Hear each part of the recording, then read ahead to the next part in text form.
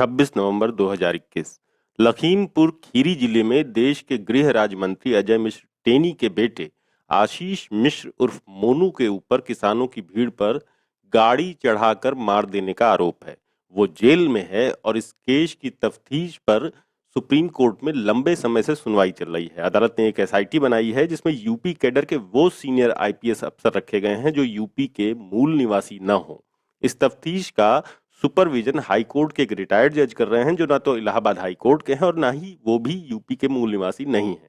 Supreme court का ये आदेश एक न्यायिक और निष्पक्ष आदेश तो है, लेकिन ये कुछ ऐसे सवाल भी खड़े कर रहा है जो प्रदेश के पुलिस सिस्टम की साख के लिए घातक है। पहला तो यही है कि क्या सुप्रीम कोर्ट ये मान चुका है कि यूपी की योगी सरकार की एसआईटी और नियुक्त जज बिना राजनीतिक दबाव के इस हाई प्रोफाइल हत्या के मामले की जांच नहीं कर पाएंगे? अगर सुप्रीम कोर्ट ऐसा ही सोचने लगा है तो इसके लिए कौन दोषी है? जाहिर है पुलिस का नेतृत्व और सरकार। आज तक गृह मंत्री अजय मिश्र टेनी को उनके पद से हटाया नहीं गया है, जबकि उन पर धारा 120 बी क्रिमिनल कॉन्स्पिरेसी का मुकदमा दर्ज है।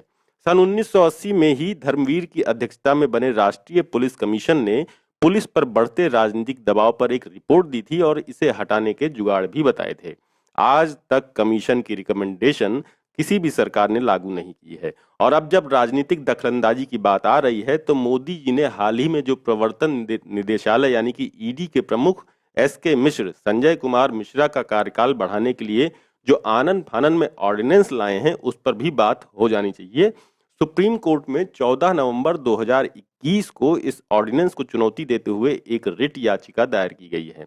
इस ऑर्डिनेंस के तहत ईडी डायरेक्टर का कार्यकाल 1 साल की अवधि के लिए यानी 18 नवंबर 2022 तक के लिए बढ़ा दिया गया है। ऑर्डिनेंस में केंद्रीय सतर्कता आयोग अधिनियम 2003 की धारा 25 में एक क्लॉज जोड़कर अब पहले के 2 साल के कार्यकाल को 5 साल की अवधि तक बढ़ाने का प्रोविजन कर दिया गया है। ये याचिका कॉमन कॉज ने दायर की है। याचिका में कहा गया है कि मौजूदा ईडी के डायरेक्टर संजय कुमार मिश्रा का कार्यकाल नवंबर 2021 में बिना किसी और विस्तार के खत्म होने वाला था, मगर इस ऑर्डिनेंस का उद्देश्य उसे और आगे बढ़ाना है। जबकि विनीत नारायण और अन्य बनाम भारत संघ और अन्य 1998 के केस में सुप्रीम कोर्ट ने सीबीआई डायरेक्टर के लिए कार्यकाल तय करने की जरूरत पर जोर दिया था। याचिकाकर्ताओं ने यह भी बताया कि संजय कुमार मिश्रा ईडी के डायरेक्टर के पद से 17 नवंबर 2021 को रिटायर होने वाले थे और सरकारी आदेश निकालकर उनको एक और एक्सटेंशन दे दिया गया है। ये सर्विस एक्सटेंशन उनकी रिटायरमेंट से ठीक 3 दिन पहले ही दिया गया है, जो सुप्रीम कोर्ट के विनीत नारायण मामले में दिए गए इंस्ट्रक्शंस का साफ साफ उल्लंघन है। साथ ही साथ ये फंडामेंटल रूल्स 56 सहित ढेरों लीगल प्रोविजनों के खिलाफ है जो कहते हैं कि कुछ अपवादों को छोड़कर ईडी के डायरेक्टर को सर्विस एक्सटेंशन नहीं दिया जा सकता है। इससे भी बड़ी बात ये कि ये ऑर्डिनेंस एक भी सिंगल अपवाद यानी एक्सेप्शन बताता ही नहीं है।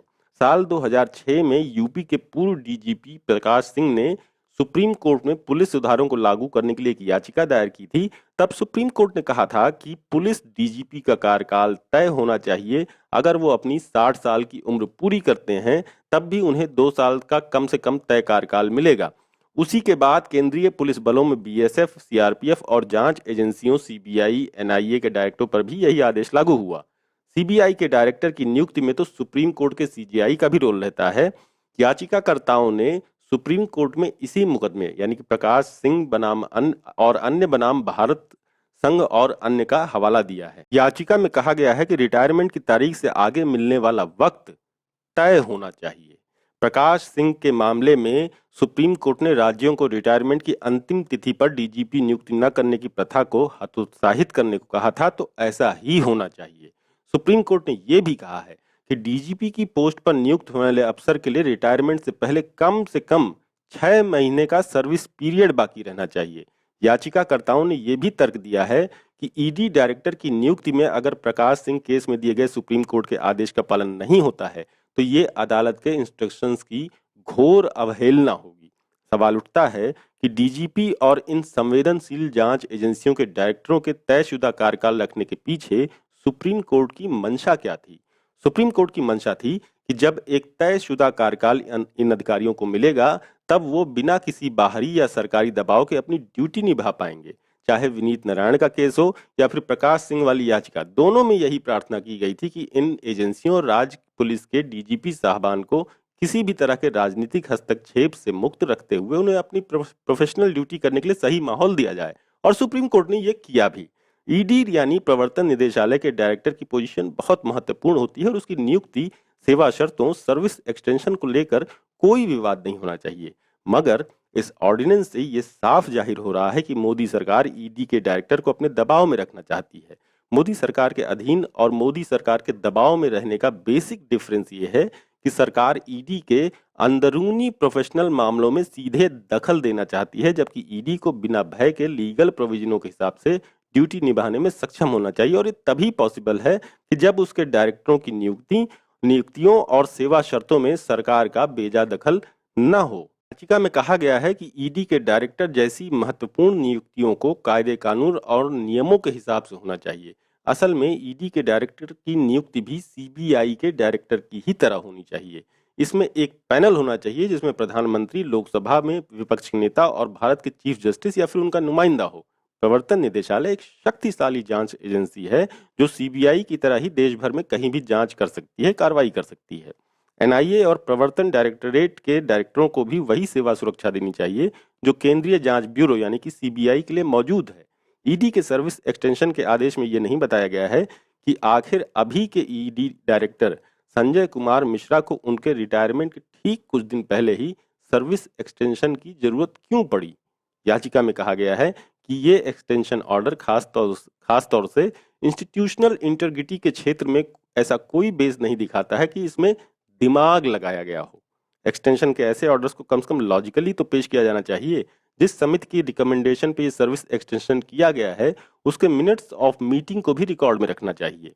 याचिकाकर्ताओं ने आगे इस जल्दबाजी और मनमाने तरीके पर भी सवाल उठाए जिसमें ऑर्डिनेंस पारित किया गया। उसमें कहा गया कि संसद का सत्र 2 हफ्ते के भीतर होना था तो ये कानून संसद में भी तो रखा जा सकता था, लेकिन तब संजय मिश्रा का कार्यकाल नहीं बढ़ाया जा सकता था क्योंकि वो तब तक तो रिटायर हो जाते।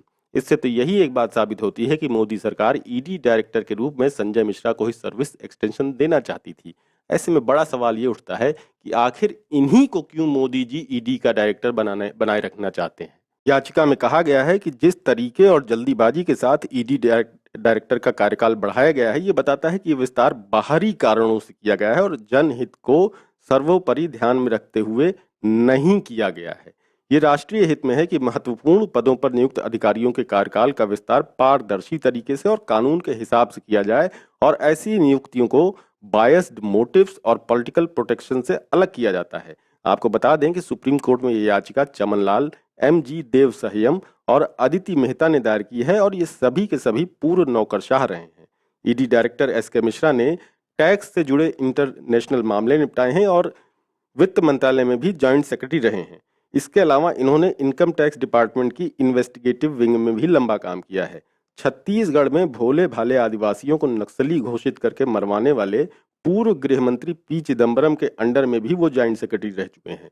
वोडाफोन इंटरनेशनल टैक्स वाले मामले में सुप्रीम कोर्ट के एक फैसले को पूर्ववत करने के लिए वित्त मंत्री के रूप में प्रणब मुखर्जी के कार्यकाल के दौरान उन्होंने काफी संशोधन भी किए थे। जिस तरह से ये ऑर्डिनेंस लाया गया है और 2 साल के कार्यकाल के बाद टुकड़ों में एक साल के लिए सर्विस एक्सटेंशन का प्रोविजन है, उसमें मोदी सरकार की नीयत में खोट बिल्कुल साफ दिखता है। ईडी और राजस्व विभाग वित्त मंत्रालय के अंडर में सन 1956 में बनाया गया था। इसका डायरेक्टर आमतौर पर भारत सरकार के एडिशनल सेक्रेटरी के पोस्ट के बराबर आईएएस सर्विस का अधिकारी होता है। जिस तरह से स्टेट पुलिस से लेकर दूसरी जांच एजेंसियां सीबीआई, एनआईए, ईडी वगैरह पर राजनीतिक दखलंदाजी के आरोप लग रहे हैं, वो क्रिमिनल जस्टिस सिस्टम की निष्पक्षता और साख के लिए जहर है। सुप्रीम कोर्ट बराबर इस खतरे को महसूस करते हुए अपनी बात कह रहा है, मगर जिस तरह से पूर्व मंत्री यशवंत सिन्हा, अरुण शौरी और सुप्रीम कोर्ट के एडवोकेट प्रशांत भूषण ने जब राफेल मामले में जांच की मांग की तो रातों रात मोदी जी ने तत्कालीन सीबीआई डायरेक्टर आलोक वर्मा को हटा दिया था। उससे इस महत्वपूर्ण जांच एजेंसी की साख पर असर पड़ा है। सीबीआई को तो सन 2013 में ही एक मामले में सुप्रीम कोर्ट ने पिंजरे का तोता कहा था। अब इस ऑर्डिनेंस में भी 2 साल के बाद एक एक साल बढ़ाने का प्रोविजन पारदर्शी नहीं है। या तो इसे एकमुश्त 5 साल का कर दिया जाए या फिर फिलहाल जो स्थिति है उसे ही बरकरार रखी जाए।